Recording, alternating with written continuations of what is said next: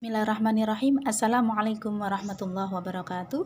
Baik, pada kesempatan kali ini kita ketemu di mata kuliah Teknik Penulisan Karya Ilmiah.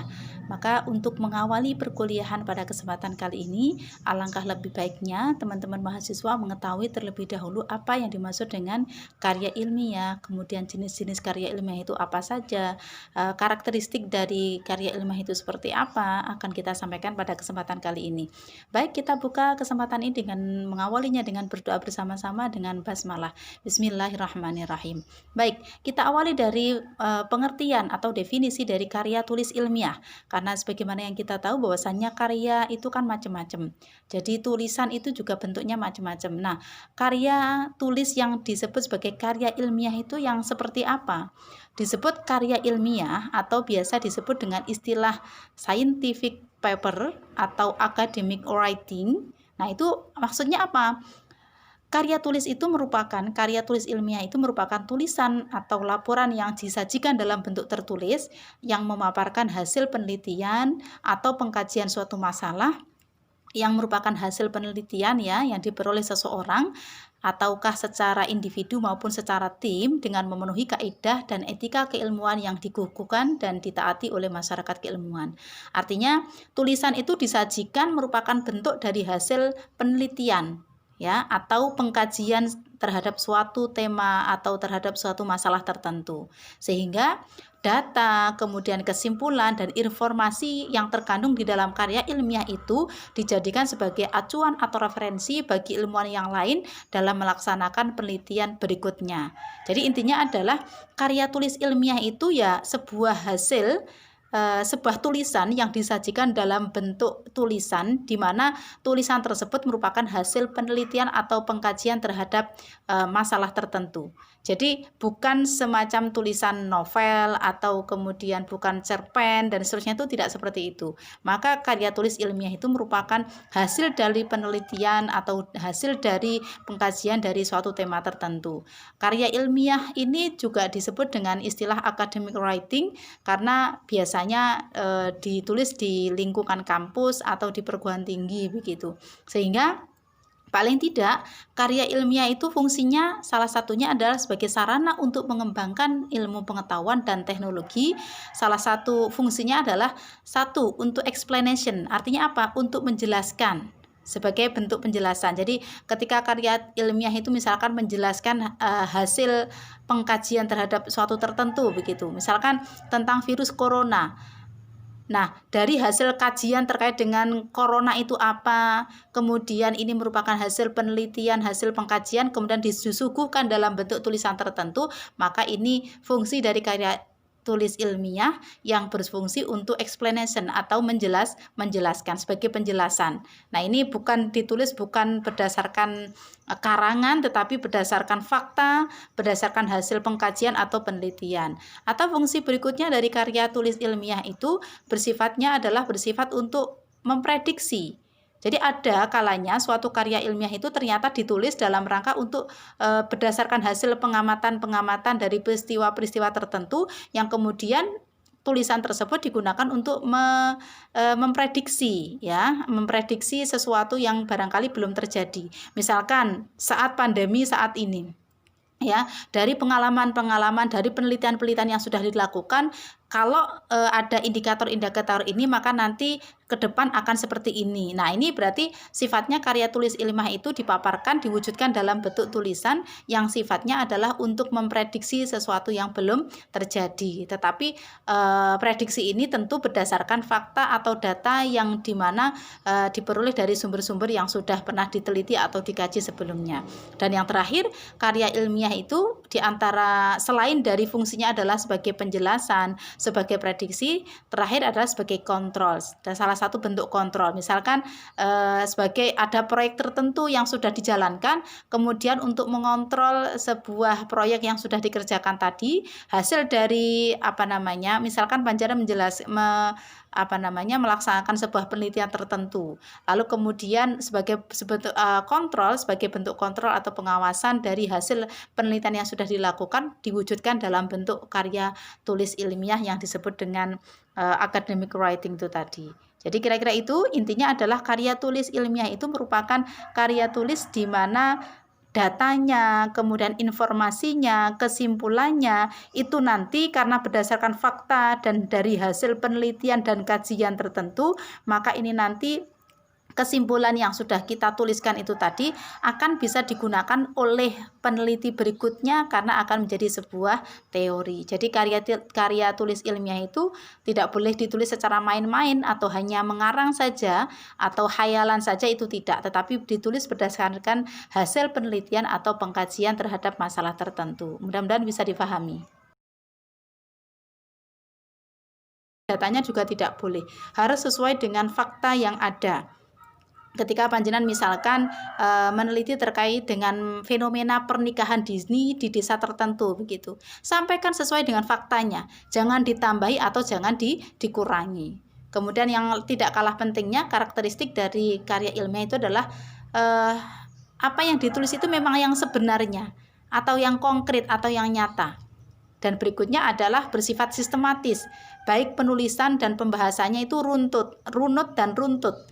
Jadi tidak acak-acakan begitu, sehingga mulai dari latar belakang masalahnya, rumusan masalahnya, kemudian ada teorinya dan seterusnya, nanti diakhiri dengan kesimpulan atau penutup. Itu merupakan di antara namanya karakteristik dari karya ilmiah. Mudah-mudahan bisa dipahami. Baik, berikutnya adalah setelah kita mengetahui definisi dari karya ilmiah, kemudian karakteristik dari karya ilmiah itu apa saja, berikutnya adalah masuk kepada jenis-jenis dari karya ilmiah. Karya ilmiah itu wujudnya atau macamnya bisa ada banyak, lebih dari satu ya. Bisa satu artikel, kemudian ada makalah, kemudian ada kertas kerja atau work paper, kemudian ada skripsi, kemudian ada tesis, disertasi. Nah, itu di antara produk dari karya ilmiah itu macam-macam seperti itu. Nah, coba kita akan lebih jelaskan satu persatu begitu. Yang pertama diawali dengan artikel ya. Artikel itu apa? Jadi artikel itu sebetulnya berisi pendapat subjektif di mana penulisannya tentang menggagas suatu permasalahan atau peristiwa tertentu. Nah, dalam konteks ilmiah, artikel adalah karya tulis yang dirancang untuk dimuat dalam jurnal atau buku kumpulan artikel yang ditulis dengan cara ilmiah, dengan tata cara ilmiah mengikuti pedoman yang berlaku yang sudah disepakati. Sehingga artikel ilmiah ini diangkat dari hasil pemikiran dan kajian pustaka atau hasil pengembangan proyek. Nah, artikel ini biasanya nanti produknya itu dipublikasikan atau diterbitkan dalam bentuk jurnal atau proceeding atau kumpulan-kumpulan dari artikel-artikel itu, di mana dalam penulisan artikel itu tentu di situ sebagaimana yang saya sampaikan tadi, ciri-ciri dari karya ilmiah itu kan harus mengacu pada teori tertentu. Sama dengan artikel ini ya. Jadi sekarang ini banyak kampus-kampus yang mewajibkan mahasiswanya yang dimana artikelnya itu harus terpublikasi dalam jurnal tertentu. Di antaranya adalah harus membuat artikel, karena artikel ini bagian dari karya ilmiah. Ciri-cirinya artikel itu seperti apa? Nanti di slide PowerPoint bisa dipelajari ya. Diawali ada judulnya dulu. Jadi judul dari pembahasan yang akan dibahas ditulis dalam yang namanya artikel itu, kemudian disebutkan juga nama dari penulisnya.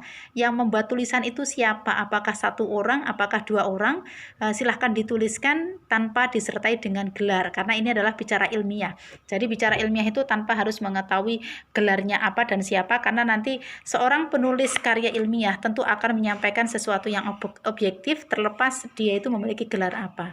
Dan kemudian nanti dari artikel itu tadi tentu ada teori yang dirujuk, ada kajian pustaka, artinya penelitian terdahulunya apa itu biasanya juga disampaikan di dalam artikel itu, kemudian ada kesimpulannya dan ditutup dengan daftar pustaka seperti itu. Sehingga nanti umumnya artikel itu ya berisi terkait dengan hasil pemikiran seseorang dari permasalahan tertentu, yang itu biasanya artikel itu dipublikasikan dalam bentuk jurnal ataupun kumpulan artikel-artikel atau bisa disebut juga dengan proceeding. Nanti bisa dipertajam lagi dalam materi. Kemudian berikutnya karya ilmiah yang sangat familiar di kalangan mahasiswa, yaitu berupa makalah. Kalau makalah itu apa, Bu? Kalau makalah itu adalah karya tulis ilmiah yang menyajikan suatu masalah di mana pembahasannya itu berdasarkan data di lapangan yang bersifat empiris objektif. Makalah itu biasanya disajikan dalam sebuah seminar atau dipresentasikan di dalam kelas. Maka ketika mahasiswa diminta bikin makalah, tentu makalah itu bukan asal-asalan, merujuk pada fakta atau data yang sudah ada. Jadi biasanya kita menjadikan referensi buku tertentu untuk menuliskan makalah. Jadi makalah itu juga diartikan sebagai karya ilmiah mahasiswa mengenai suatu topik tertentu yang tercakup dalam ruang lingkup suatu perkuliahan. Sehingga mahasiswa umumnya merupakan mengerjakan karya ilmiah berupa makalah ini sebagai salah satu syarat untuk menyelesaikan suatu perkuliahan. Jadi makalah biasanya diawali dengan adanya sistematika dalam makalah. Itu biasanya ada pendahuluannya, kemudian nanti bisa juga di dalam pendahuluan itu meliputi latar belakang masalah, kemudian ada rumusan masalahnya, kemudian bab pembahasan, apa yang dibahas dalam tema besar yang diangkat dalam makalah tersebut, kemudian diakhiri dengan kesimpulan yang tentunya juga diakhiri dengan yang namanya daftar pustaka. Karena sekali lagi makalah ini merupakan karya tulis ilmiah, sehingga harus merujuk pada teori tertentu, bukan mengarang ya, bukan berupa hayalan, tetapi merujuk pada teori tertentu terkait dengan permasalahan yang dibahas. Itu mengenai makalah. Kemudian berikutnya kertas kerja atau work paper. Sebetulnya sama juga, terkait work paper itu sebetulnya kurang lebih sama dengan makalah, tetapi kalau kertas kerja itu dikatakan analisisnya lebih tajam.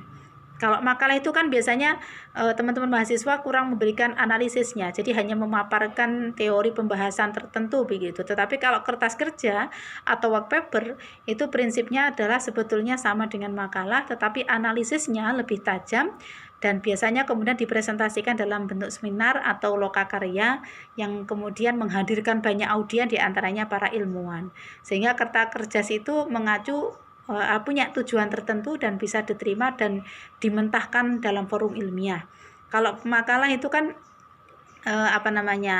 masih sifatnya ya masih sederhana dibandingkan dengan kertas kerja.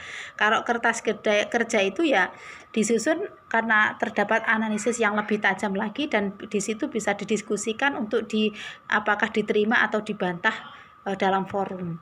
Kemudian berikutnya ada lagi karya tulis berikutnya berupa paper ya. Kalau paper itu adalah juga makalah juga sebetulnya, biasanya kalau dulu memang identik dengan paper ya. Kalau orang-orang kuliah dulu, zaman dulu itu menyebutkan tugasnya berupa paper.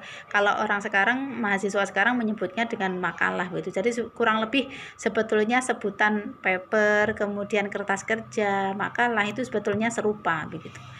Baik, berikutnya adalah skripsi. Nah, ini merupakan nanti tugas akhir dari mahasiswa tingkat sarjana. Jadi skripsi itu adalah karya tulis ilmiah mahasiswa untuk menyelesaikan jenjang studi strata 1 atau sarjana. Jadi skripsi itu berisi tentang tulisan sistematis yang dimana di situ mengungkapkan pendapat si penulis berdasarkan pendapat atau teori orang lain. Karena panjenengan masih tahapan strata 1, S1, maka panjenengan masih menggunakan teori yang sudah ada. Jadi pendapat yang diajukan itu harus didukung oleh data dan fakta empiris di lapangan. Intinya adalah pada waktu nanti panjenengan membuat karya tulis ilmiah berupa skripsi, panjenengan pertama tentu harus menemukan tema yang akan dibahas ini apa. Kemudian kalau sudah ketemu temanya, tentu rumusan masalahnya apa yang menjadi pertanyaan penelitian dalam skripsi itu. Kemudian kalau sudah, kita kembali kepada karakteristik dari sebuah karya ilmiah, tentu harus mengacu pada teori tertentu. Kemudian kajian pustakanya juga harus ada, artinya penelitian yang akan panjenengan lakukan itu kira-kira sudah pernah dilakukan oleh peneliti sebelumnya atau belum.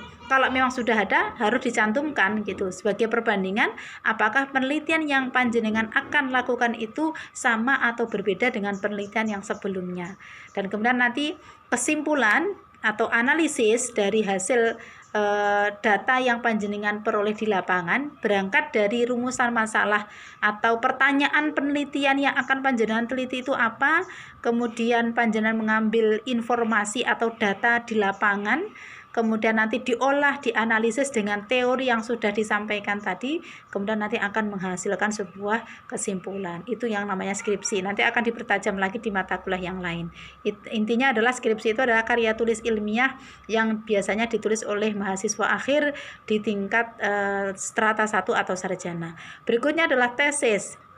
Kalau tesis itu karya tulis ilmiah juga mahasiswa tingkat akhir di jenjang studi S2 atau program pasca sarjana atau magister ya. Jadi tentu sifatnya lebih mendalam ketimbang skripsi. Jadi levelnya lebih di atasnya skripsi. Kalau skripsi untuk S1, kemudian tesis adalah untuk S2. Tentu tesis itu harus lebih dalam, lebih tajam lagi dibandingkan skripsi, mengungkapkan pengetahuan baru yang diperoleh dari peneliti sendiri. Kalau skripsi itu panjenengan selaku peneliti, selaku penulis masih menggunakan teorinya orang lain. Tetapi kalau sudah tesis itu diharapkan seorang penulis ketika menuliskan sesuatu itu sudah pendapat atau temuan atau pengetahuan yang baru dari si penulis sendiri. Jadi oleh karena itu penelitian yang dilakukan kemudian menghasilkan tesis ini adalah temuan yang sifatnya baru, ya ini merupakan hasil temuan dari penulis itu sendiri. Dan kemudian terakhir merupakan disertasi, karya tulis ilmiah mahasiswa tingkat akhir di tingkat doktor atau S3. Sehingga di situ karya tulis ini biasanya mengemukakan suatu dalil berdasarkan data atau fakta yang sahih dan dianalisis yang lebih rinci lagi. Sehingga tentu ya tingkatannya levelnya harus lebih tinggi lagi dibandingkan skripsi dibandingkan dengan tesis. Jadi skripsi S1 naik level ke tesis S2 dan kemudian naik level lagi ke disertasi. Tentunya disertasi ini harus merupakan hasil temuan yang orisinil atau yang masih asli dari temuan penulis sendiri. Kira-kira itu terkait dengan penjelasan artikel atau karya tulis ilmiah, di mana macamnya ada banyak sekali, nanti bisa dipahami lagi lebih tajam di materi yang sudah kita sampaikan.